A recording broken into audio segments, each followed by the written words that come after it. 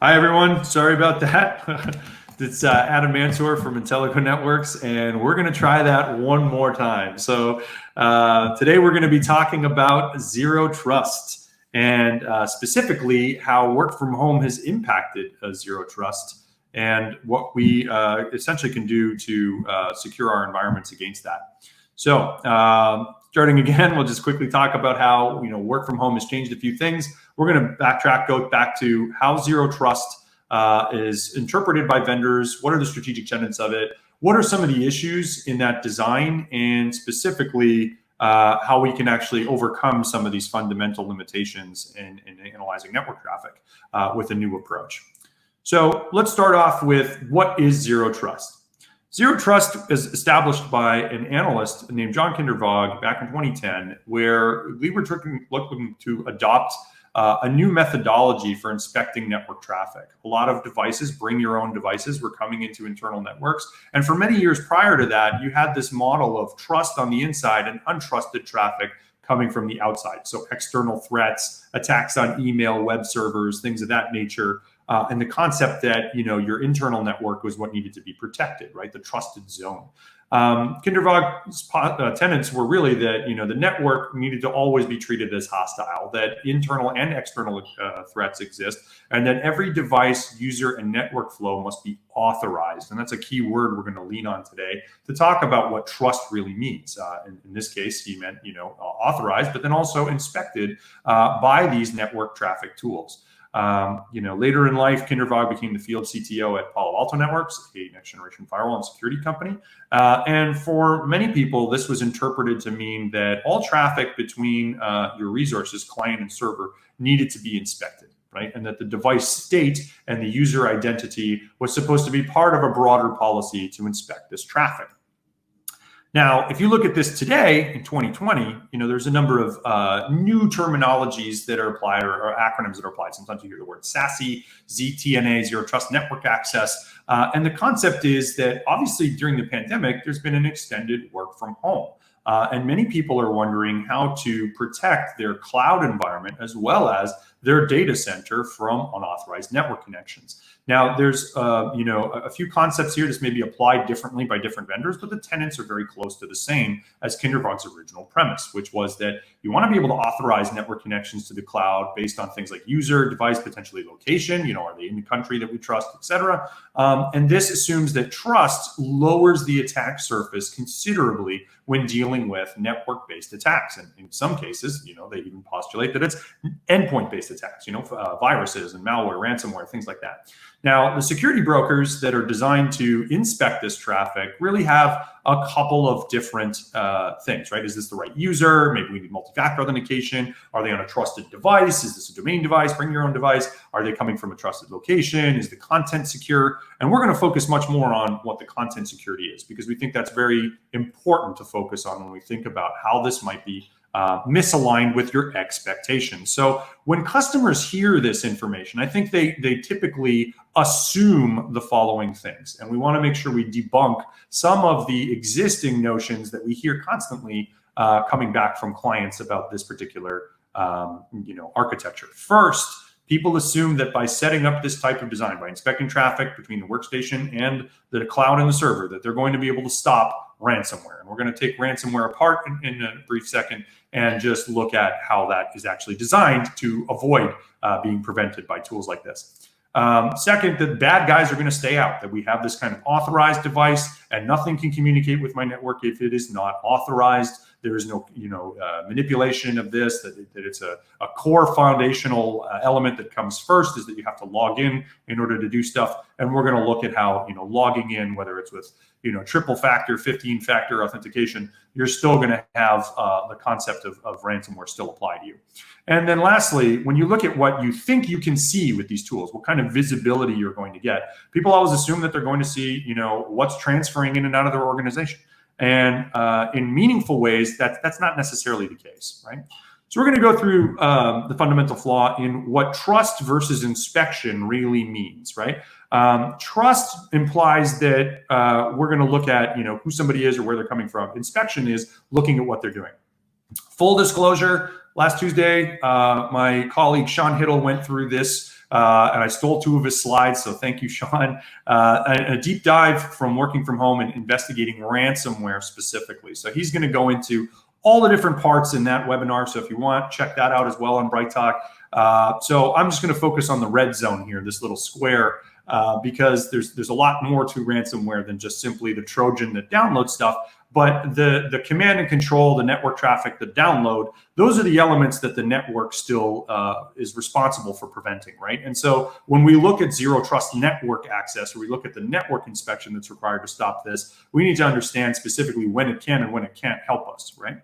So first of all, let's look at this zero trust network access as it's designed to be implemented, right? We have a user on the left, they have a workstation, wherever it is, they're going to authorize, right? They're going to go through multi-factor authentication to get connected, or some sort of identity, single sign-on, you name it. They're going to be, context-specific policies are going to apply. They're going to make sure they're coming from the USA or, Europe or something where we don't, necessarily think the traffic is coming from it suspicious. And then we have a couple of other things we can do, like check the host to see, is it a domain device? Has it got all its patches on there? And then we're going to assume that that person's allowed to connect them, right? Now, let's assume that they have an email that they got that essentially downloads to the point of, the Trojan, right? How are they going to get that Trojan downloaded? Why does this still succeed? Well, depending on what you're using for your zero trust network access, whether that's a next generation firewall, perhaps you're using a proxy, right, which terminates connections and then reestablishes them. There might be a number of things that are not able to prevent this type of download, right? And ransomware designers know this, right? If you can Google things like certificate pinning or TLS 1.3 decryption, you'll see a number of issues in not only looking into the traffic that's coming in over SSL by these tools, you'll also see issues in how they actually stop this type of attack, right? By looking at the IP address or DNS type ways that they block the destination, as well as ways that the actual file, which may be based on a signature here at the top, is prevented as well. So when you look at the inspection, you have different Trojans implementing things like certificate pinning to get around decryption, which hides what they're actually doing or downloading. They may find new ways to break stuff apart using the bits admin tool. And you can Google bits admin white paper from SANS is a great one to talk about how they break apart the files to avoid them coming down the wire in one chunk. And the concept here is that this all sort of, allows them to evade the block of the IP, the block of the download that then gets the Trojan and the command and control onto the machine. And then, it really sort of takes the attacker, a couple of different attempts to download a piece of ransomware that works to beat something like your antivirus, right? And so this whole program is sort of refined more and more by actors. And we're just using, I think, different types of technology that used to apply in blocking IPs, network traffic, different types of network threats, and assuming that they're going to block the command and control or ransomware threats. And those attacks are much more sophisticated. When you think about network traffic analysis, and the little picture here of Wireshark for the network admins on the call will kind of give you an idea of what we mean when we say that, just has a few limitations, right? There are so many ways in which the traffic is going to be encrypted or protected or tunneled or changed in a way that allows it to go through these tools without inspecting the content, what's actually being downloaded.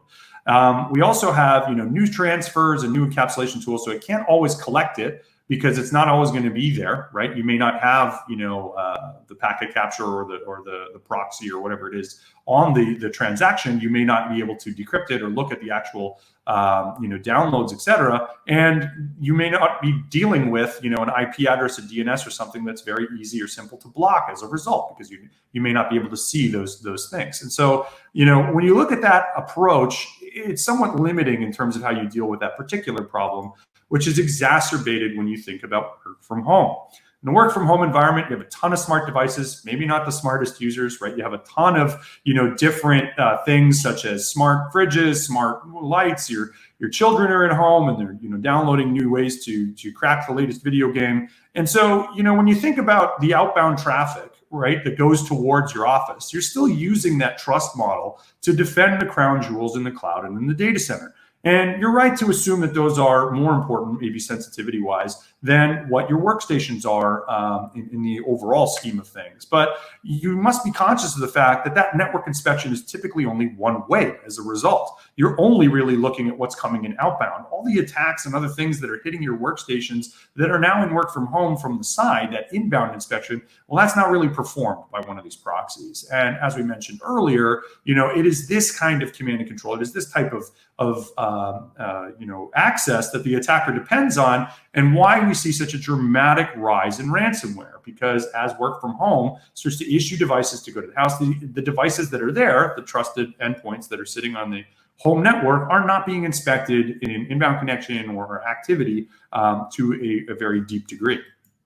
Now, we would propose that there is an approach to looking at this type of thing, right? And that, the MDR approach is really based on the fact that, if you were to deploy an agent to those machines and it was smart in terms of how it was able to interpret network traffic and other types of activity, you'd see a lot more that doesn't depend on things like network packets, encryption, being in the way and proxying all the data, not succumbing to things like certificate pinning or decryption or something like that. You also see a very clear picture, with the team as to what's actually happening, right? So when the scripts and the other files that may be brought in from the ransomware begin to take these zero-day Trojans and connect to command and control devices, you can see, the process that's initiating it. You can see the communication that's coming out to IPs. You can see inbound and outbound communication if it's coming from, a workstation to the left of you, those kinds of things. More importantly, you can collect this regardless of where the endpoint is continuously, whether it's VDI in a cloud, on a workstation, server, et cetera. You also have the ability to respond. In this case, the Intellego team has the ability to do things like contain the device, so cut off all its network access, remove the malware, and actually solve the problem, right? As opposed to hopefully blocking a few IPs, DNS, or some other element to this. Now, when you look at that, it really does kind of help recap the problem. I'm going to try to make sure everybody gets a chance to ask questions. We want to keep this interactive.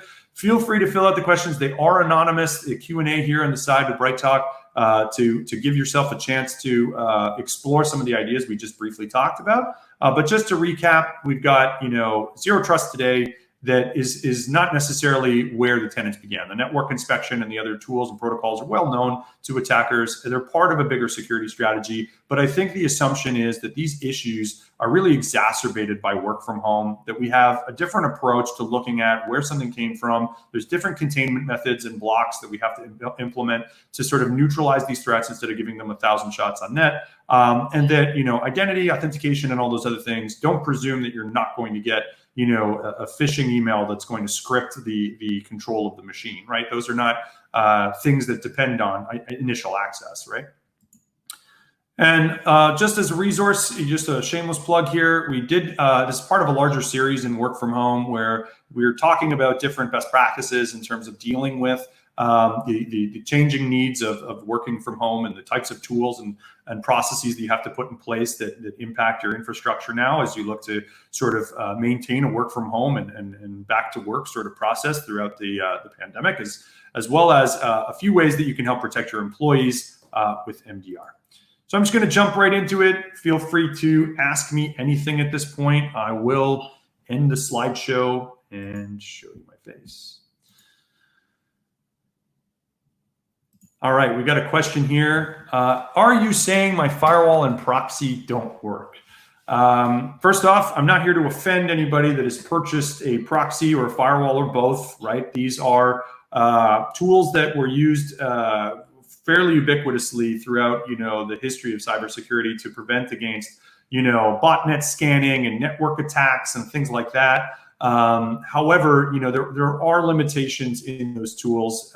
Google certificate pinning, Google, TLS decryption for 1.3. These are things that, are starting to evolve, right? The privacy and the concerns, the encapsulation that are done in the community put some of these tools at a disadvantage, frankly, from being able to do things on an endpoint, which frankly just doesn't have this. And as we look at, ways to defend, there are increasing signs that you're going to have to use tools like threat hunting, tools like endpoints to determine what the network traffic is, and that as things obviously got cheaper, to store and manage these kinds of data sets, they're becoming much more affordable in the case of things like MDR.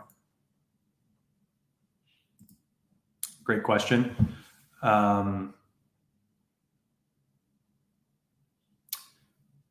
Guys, feel free to ask me anything here. We've got about 15 more minutes left.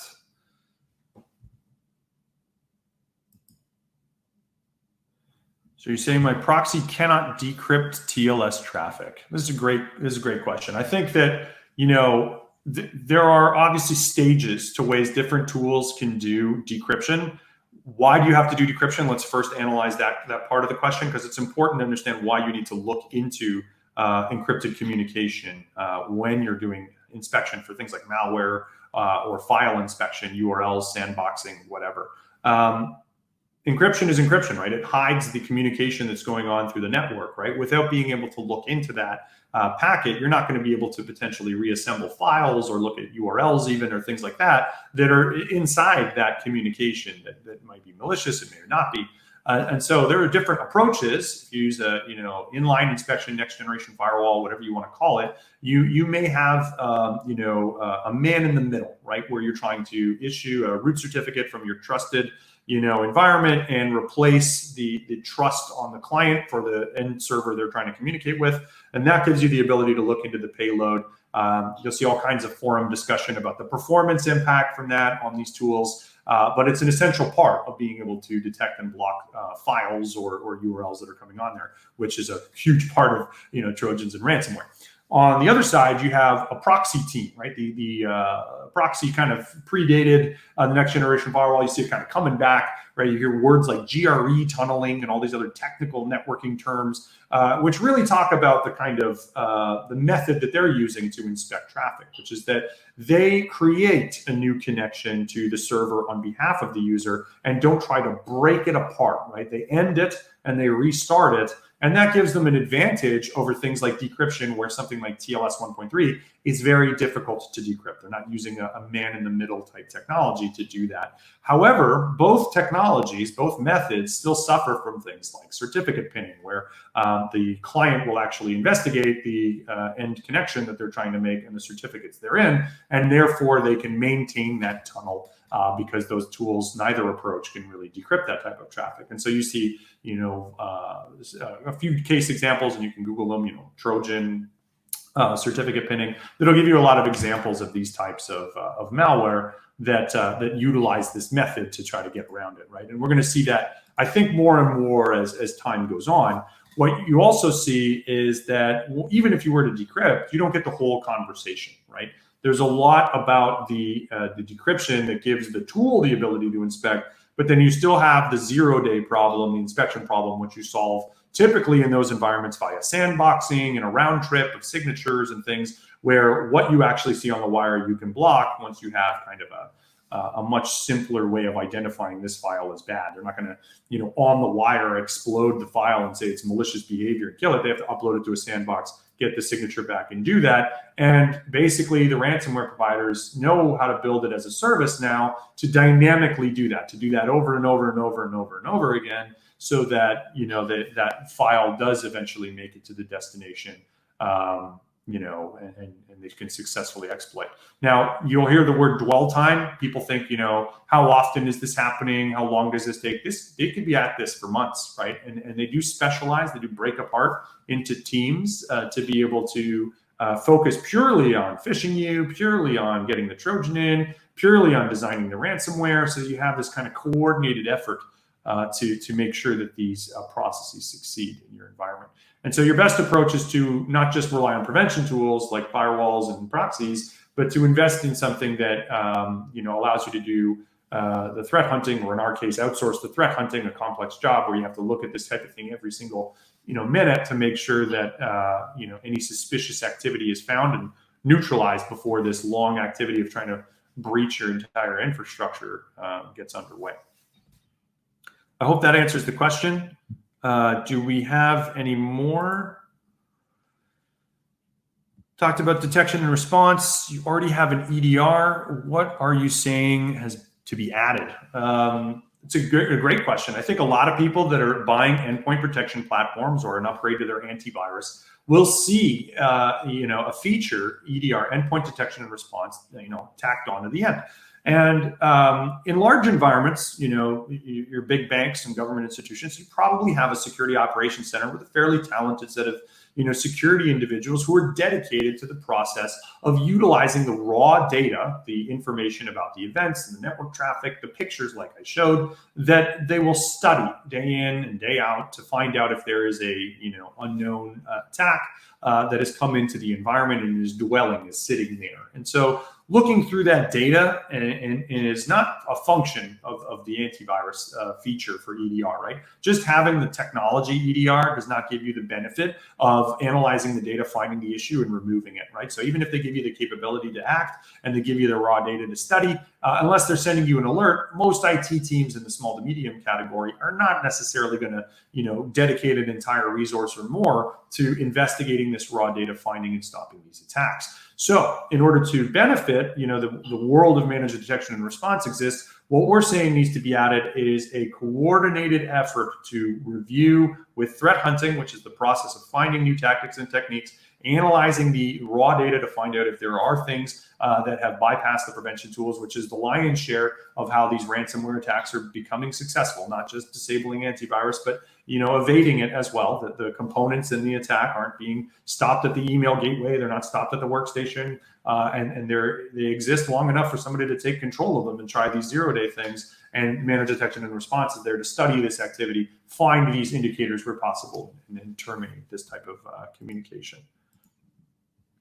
So we're really saying that threat hunting is there to unlock the EDR. If you already have an EDR, don't worry, it's not a wasted investment. You can add MDR to that constellation and get the value out of the operating system that you're hoping to with that feature. And of course, take the action that is trusted by those who kind of do this every single day. So you're not left Googling this at the final moments of your encryption outbreak.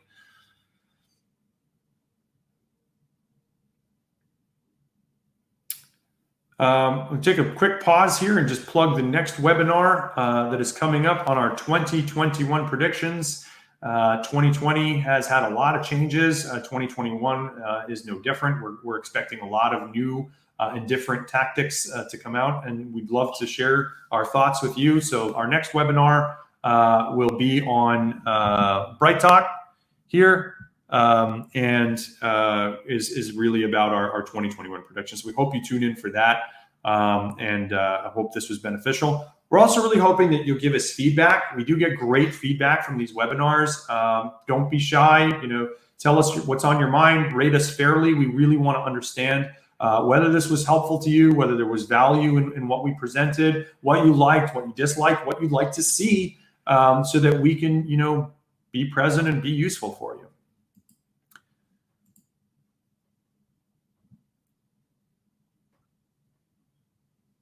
All right, great. Well, for those of you that are watching this after the recording and not, with me right now, appreciate you digging through the first, fumble there, and we'll hope to see you guys sort of on the next one. I'll give it a 1 or 2 more minute here to see if there are any more questions from the audience. And if not, we can end. Thanks very much, guys. Much appreciated. Don't forget to check us out on the next one.